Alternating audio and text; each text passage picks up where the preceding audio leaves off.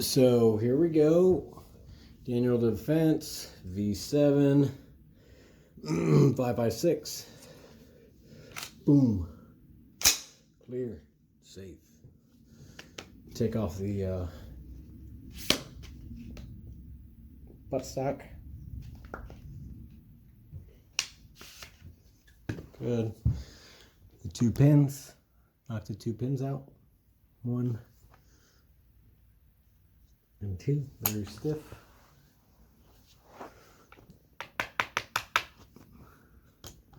Other.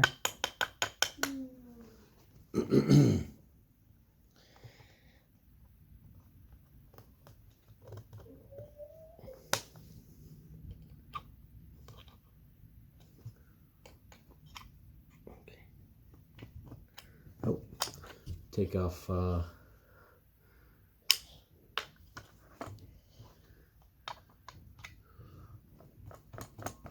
just lightly tapping the pin.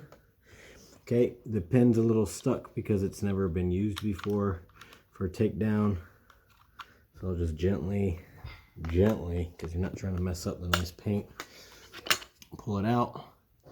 The whole upper can be set aside.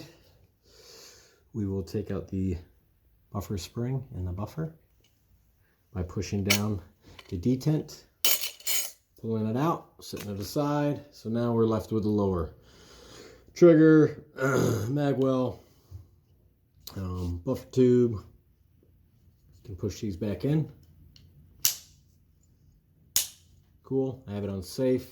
If it wasn't on safe, okay, our sear would be popping up. Cool. Now, same thing, okay? We have our armorer's tool. Some people like using a wrench, putting a rag on there. I'm not a real big fan of it, but whatever. On the Daniel Defense, you will see right here, it's been staked.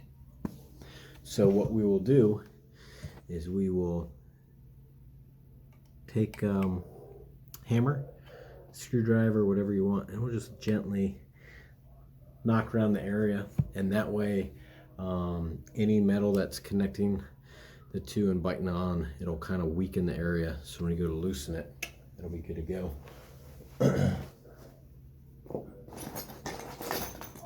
Okay, and we're back. So nothing crazy, I'm not going to destroy it, hopefully.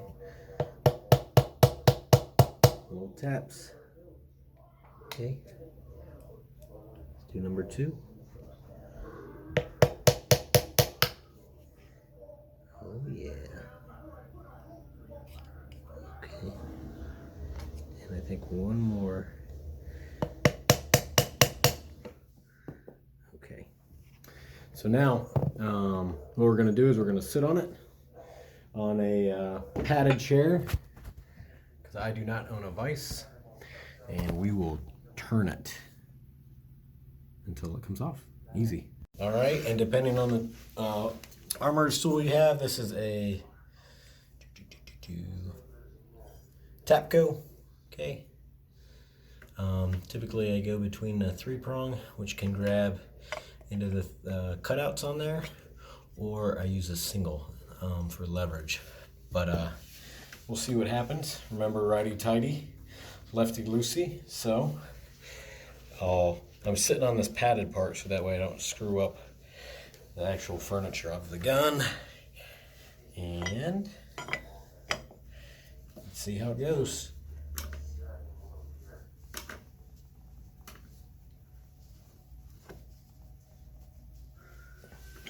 Okay, I'll switch the other way.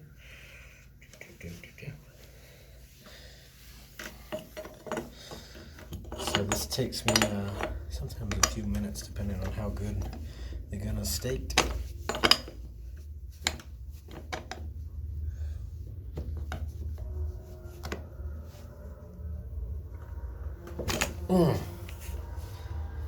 Little cut, good to go.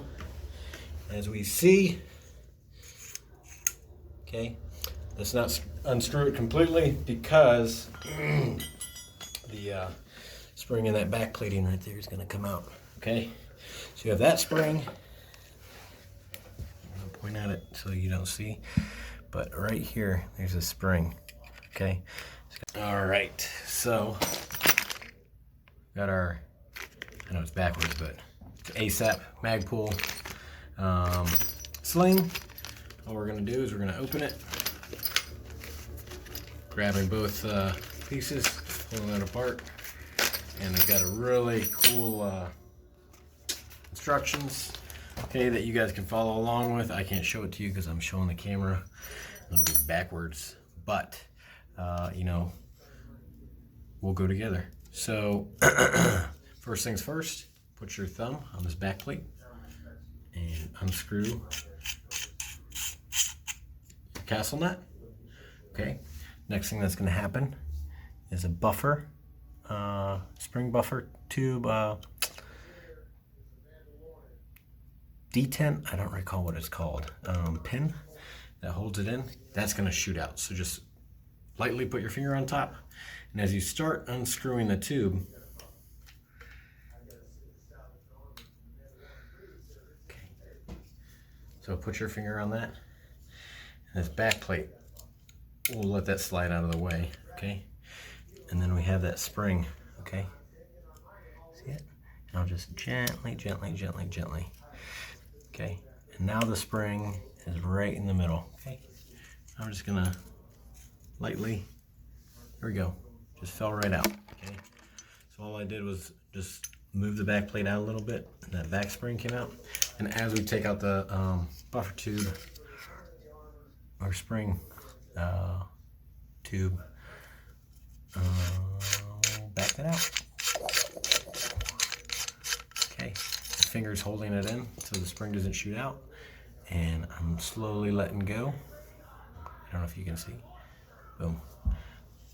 And there's a big spring and the pin.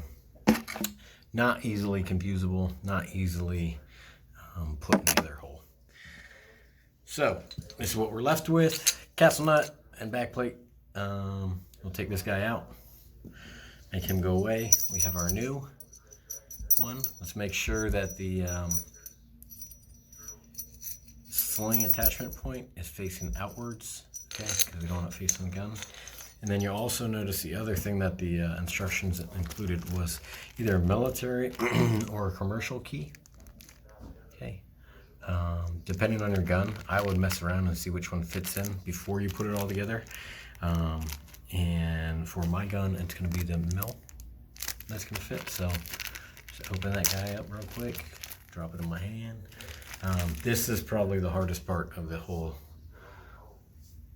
installation. Okay, and it's only difficult because it's tiny. In the instructions it says to use needle nose pliers, which is stupid, so I went and got some tweezers. Okay, so first things first, we're going to just get a few threads, putting the tube back on.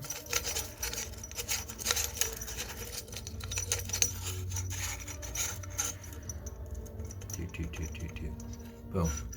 Okay, and then now what I'm going to do is I'm going to take the swing screw that has a back plate spring, that holds a back plate spring on there, and I'm going to slide that guy in. Then I'm going to take the ASAP sling mount, and I'm going to push it in. Okay, I'll do it again so you guys can see. And I'm going to go where your home is. And you just want to look all the way around, make sure it's completely flush with your gun, and then you just hold it. Okay, I just hold my thumb on the back. I slowly screw the tube in, and as we're screwing the tube in, you're going to see the hole from where the pin holds the buffer in.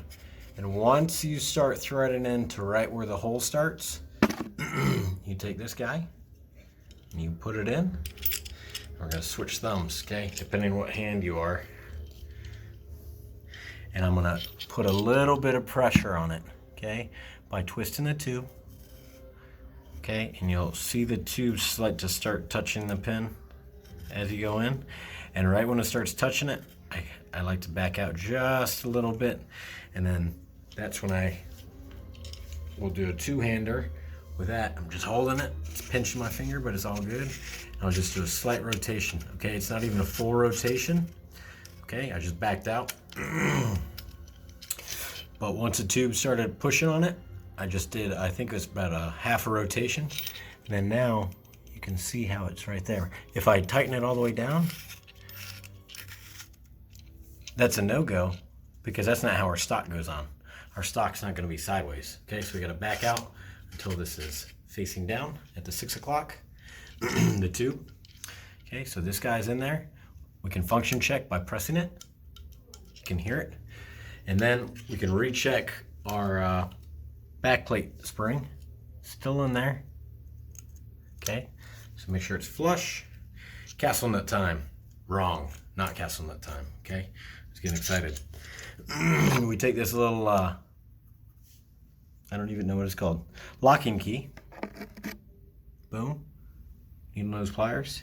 And all we're gonna do is we're gonna slide in this joint. Boom. Okay, it's fairly easy. You might have to pull it out and put it back in a few times. You might have to say some choice words. We'll see if I can get it without it. You also want to make sure that the stock is really lined up. Sometimes it's a pretty big punk about lining up properly. There we go. Okay, it's okay if it doesn't set all the way flush, just meaty, you know, or all the way level, because as you lower the castle nut down in there, it'll be good to go. Okay, so I've got to keep that back plate on there, otherwise it'll mess up, but you can see it's laying flush in there. So as I'm holding the gun, it's laying this way, just like that, in the groove of the tube, and then in the groove of the new ASP, but it's laying flat and vertical towards you guys, a long way towards you guys. Okay, I'm going to continue tightening the castle nut down. Okay, boom, easy. Okay, and then can you see it? Can you see it in there? That looks magical.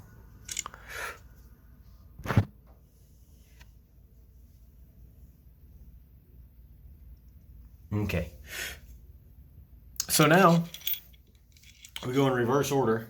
Sit in the chair. Got our armorer's tool. Now, I would strongly suggest you stake it, the barrel when you're done. I am not going to do it in this video because I've never staked a gun before, but soon I will. I really like this armorer's tool because it is coated with a rubber coating, which causes it to not scratch up or mar your paint. So if you're going and buying a $2,000 gun, you know, like this one, and you buy the fancy color coating that's on it, last thing you want is just a really abrasive metal tool accidentally touching your gun. Not a good way, not a good feeling to have. Yeah, it messes up the tube a little bit. You get a little nicking going on, but, and I'm just tightening it, or it's slipping, so I can't tighten it. Good. Okay, so back to where this guy is. Completely good to go. This guy's tight. We're gonna stake it. Not today though. And then one more minute.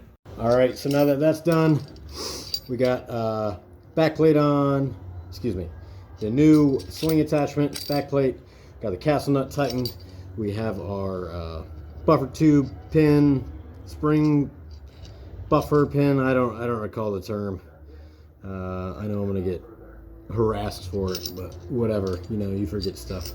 And then the backplate spring on in there. Okay. Next, the spring buffer in there. Boom. Okay. And we're making sure it works because it's being held in. We know it works. Okay. You could do this in a different order if you want. I'm just doing it to appease you guys. I like it. One out. There we go. And then this guy's going to be a little bit of a beast to put on if you don't take the pins out. So sometimes new guns are terrible with this. I've got my tactical paintbrush, but it's wooden, so it won't scratch our paint, right? So pull out the pins, take down pins. Here's our upper. I always do the